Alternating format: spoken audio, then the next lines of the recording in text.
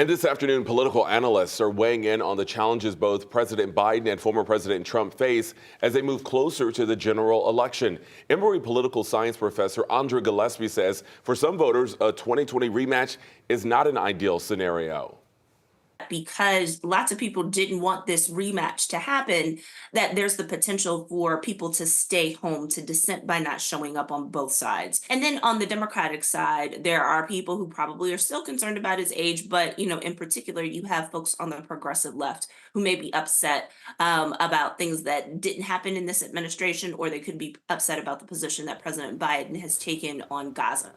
And political analyst Bill Crane is also weighing in on what both candidates need to do now, starting with Mr. Trump's strategy.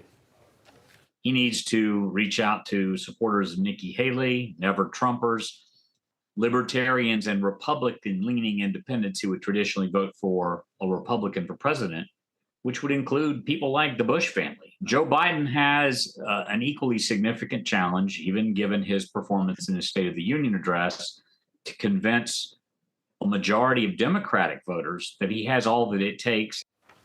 He also says President Biden is working to reach primary voters who say they remain undecided.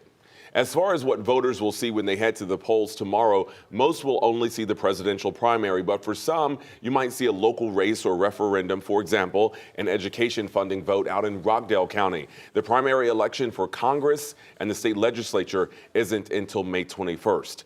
We have everything you need to know in our 11 Alive primary voting guide. Just text the word election to the number right here, 404-885-7600. It has all the key dates and deadlines that you need to know and what you need to bring to your polling location.